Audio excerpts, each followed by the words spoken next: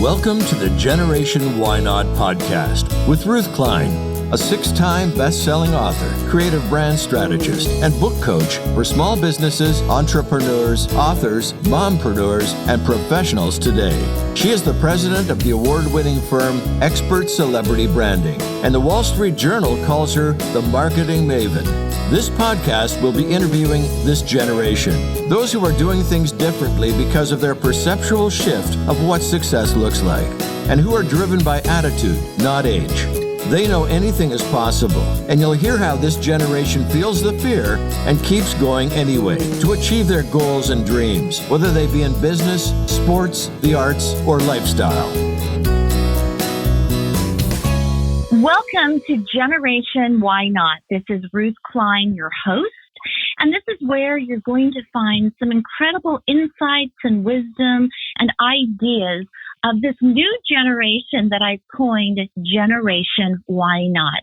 It's a generation that pushes through basically no matter what. And when they are 20 or 50 or 70 and they choose to make a different decision, go in a different career, other people might say, what?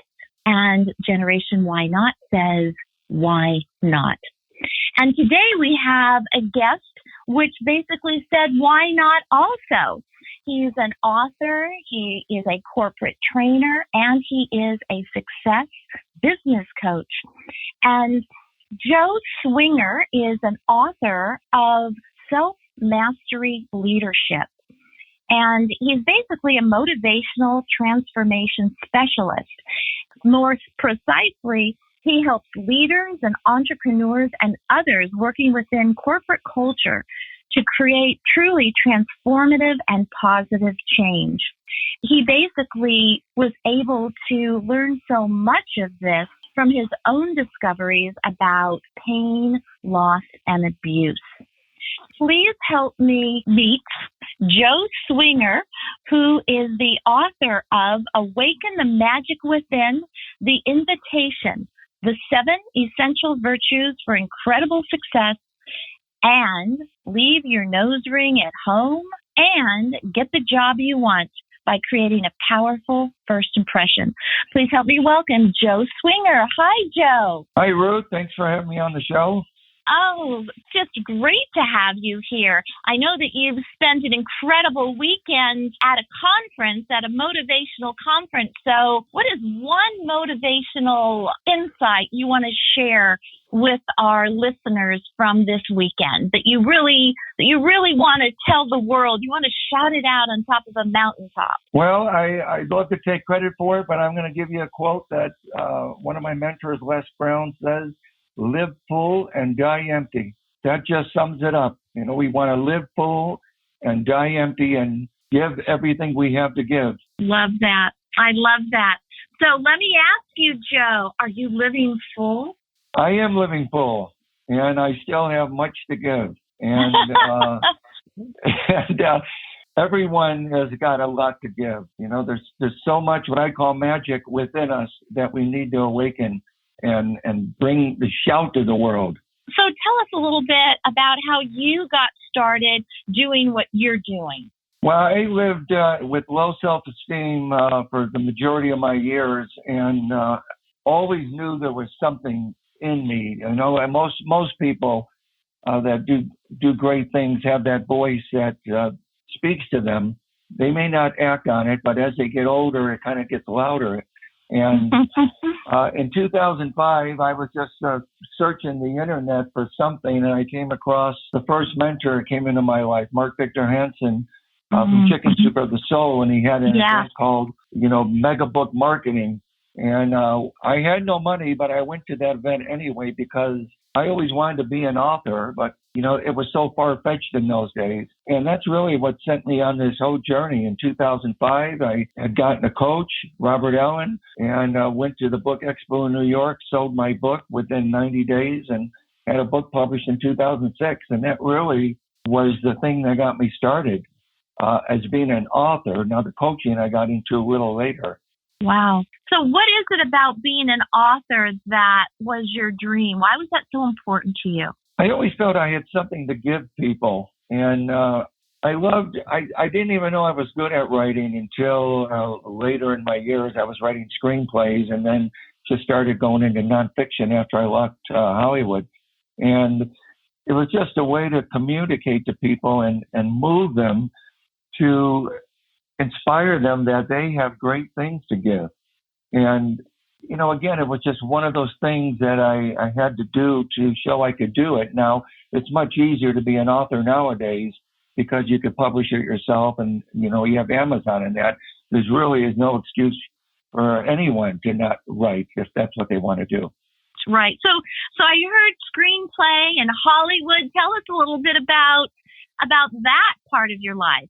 I left my home in Chicago when I was 23 and moved to Los Angeles, not knowing what I was going to do. But that was that voice inside that just told me to move. And I was homeless on the streets for some time. Now, this was at a time when homeless was still kind of colorful, with people finding themselves.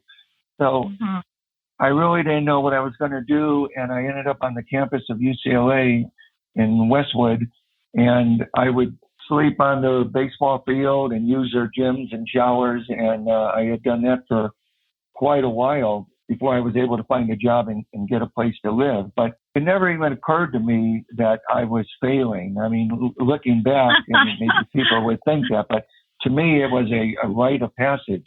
Yeah. Isn't that amazing? How perceptions can make such a difference for ourselves. It's incredible. It's incredible. Yes, and if I almost went homeless in my adult life, and that would have been totally different than when you're younger. You think you have time to make excuses, but the truth is you still have time to get things done, to figure things out. It's a process. It is definitely a process. So tell us about when you were 22, and how did you get into screenplays? I was not very good at school, and so I had to go to a junior college before I had gotten into UCLA. So in the junior college, I just took a screenwriting course and found out I was pretty good at it. I write visually, and that's how I did it. I started working with a coach, was a great TV writer, and you'll find out. I'm going to quote probably a lot of mentors, a lot of coaches, that you really need somebody to take you on this journey.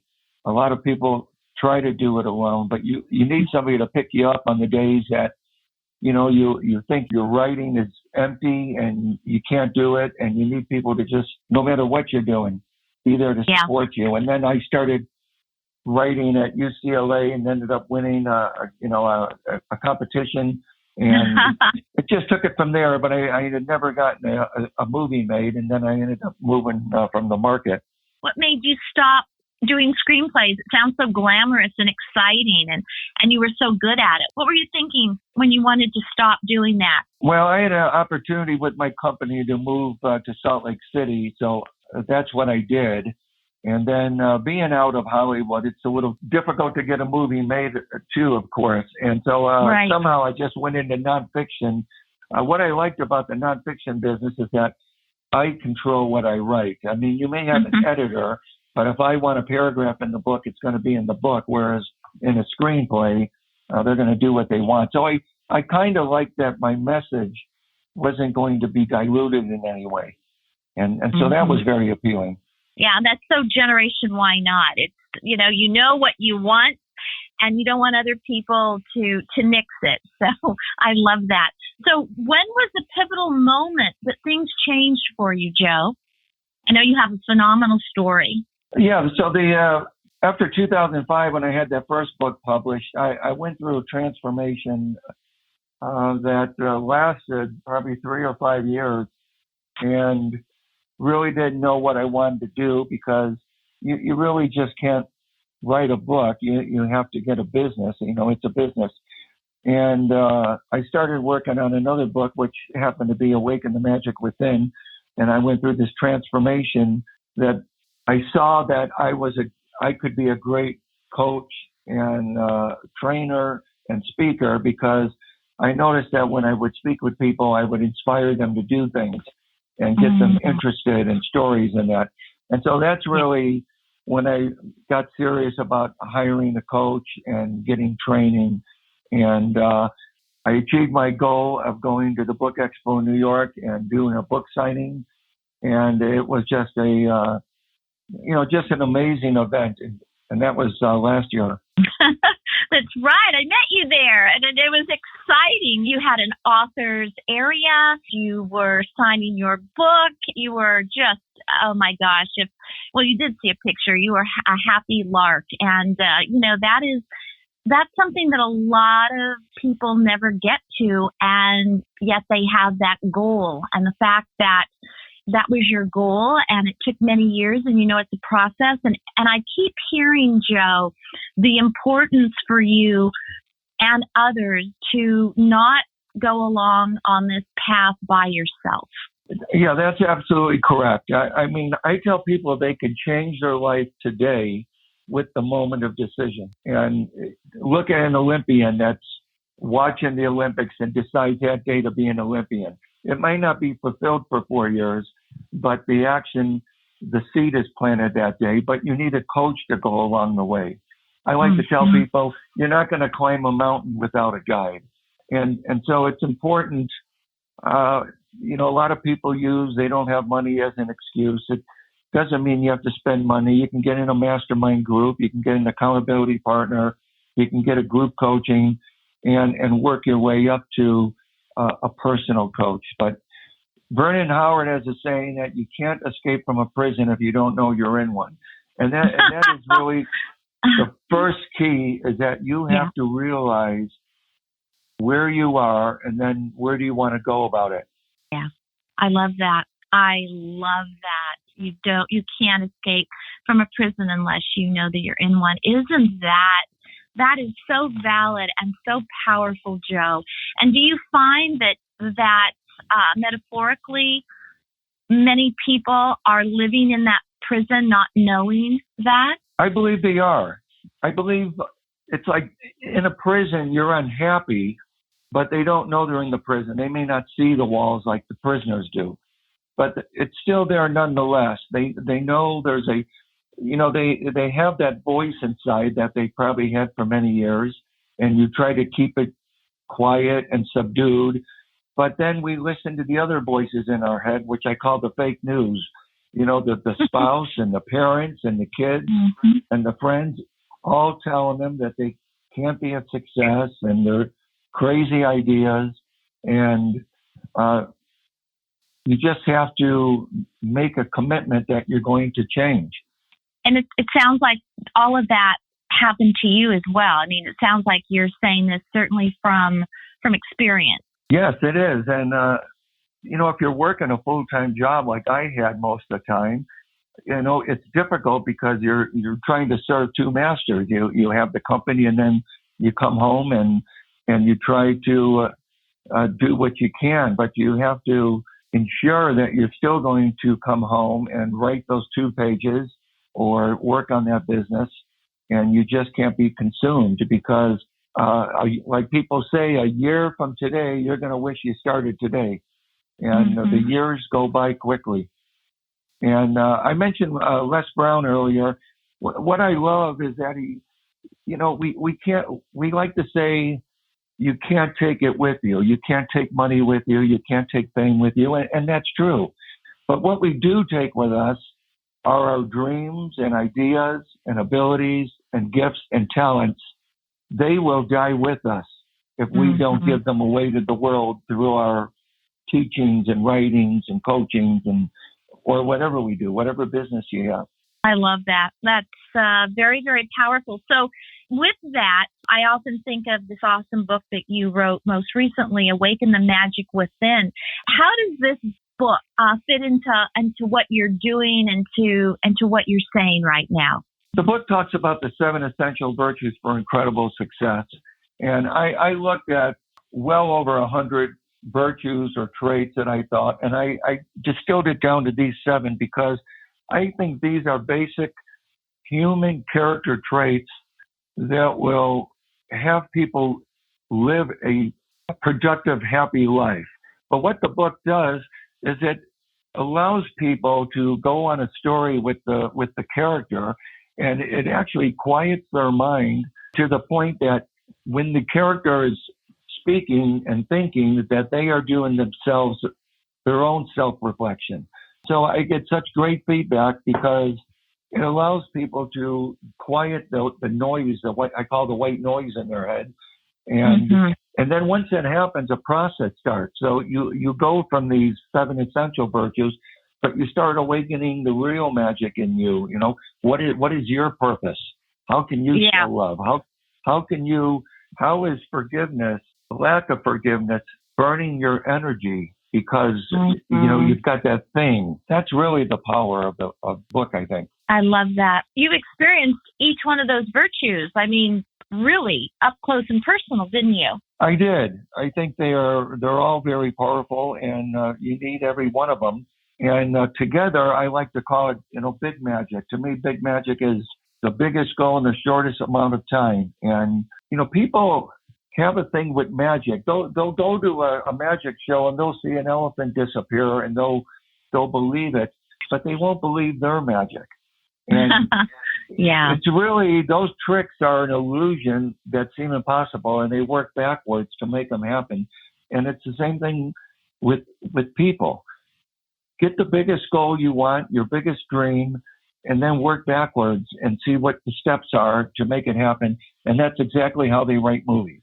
They get the ending of the movie and they work backwards to make it happen. When I help people first start writing their book, I always ask them, what do you want the reader to get? What do you want the reader to really understand at the end of the book? And it's the exact same thing, starting at that end and working back. And that's the way those movies are so entertaining, because when you work backwards, you're putting characterization and scenes in there that when the audience views it, the action they take is the only action they can take. That's why when people talk about a movie being contrived, they watch and they think, well, that wouldn't really happen in real life. So that's why those great movies are like that, because everything is motivated. Yeah, I love that. So Joe, if you could share 2 things of wisdom you wish you knew then that you know now, what would they be? Well, I've covered a bunch of it already, but I think, I've learned so much along the way, again, from the great mentors. And Earl Nightingale talks about we become what we think about. And that basically is what it's all about. And if you look at Napoleon Hill's book, Think and Grow Rich, we become what we think about. And so you have to focus exactly on what you want. And if you focus on poverty, you're going to get poverty. If you focus on abundance, you're going to get abundance. That's probably one of the biggest things that, that's a simple thing that we can change in one day. Just start listening to some motivational MP3s or something to just get you in that frame of mind. So that would be the first one. Obviously, when I was growing up, we were doing CDs, and I won't even go further. I won't go further back than that. Again, about making firm decisions and taking action. And I think those are probably the biggest things, because the lack of action will just kill you as the time just goes by. And if you're thinking about, like your show, Generation Why Not, sometimes you come up with something that seems crazy or seems like a fantasy, but ask yourself, why not? Why not me? Why not this big dream? Why not making an impact on the world? You know what? I have to ask you one more question, Joe. I just love what you're saying here. If there was one big dream for you and you would say, why not? What would it be? Well, I have a number of dreams, but I would think if I was going to tell you the biggest one that might be the hardest to get, I'm starting here in Albuquerque a Success Academy. I'm tentatively calling it Big Magic Success Academy. I want to take young adults, like 18 to 30, people that can't go to college or college isn't right for them, because my 2 boys are so smart, but they just don't like college. and, teach them success, teach them leadership, show them these principles that I was just talking with you on the call here, and get it at an early age so we could say to them, you know what, you want to be a dreamer, you want to be a musician, you want to do great things, why not? Why not you? We don't have to go to college anymore like when we were growing up. Mm-hmm. Yeah, I love that. A Success Academy. Well, you're certainly the person to create that and lead that. Joe, thank you so much. Really appreciate it. I know our listeners just really have received some real gold nuggets from your experiences and from what you actually coach on. So thank you so much. It's been my pleasure, Ruth. Thank you for having me on the show. Okay. We're going to do this again. We're going to do this again when your Success Academy is up and running, and then you can share with us what's going on now. Absolutely. Why not? It's going to happen. It's going to happen. In 2020, most people think hindsight's 2020. The vision for next year is 2020. That's how clear it is. Love it. Love it. Love it. Thanks again, Joe. Thank you. Thank you for joining Generation Why Not. We look forward to receiving any questions you may have, as Ruth will be answering them on this podcast. Follow Ruth.Klein on Instagram or email rklein@ruthklein.com. Until next time, a short reminder that success is driven by attitude, not age.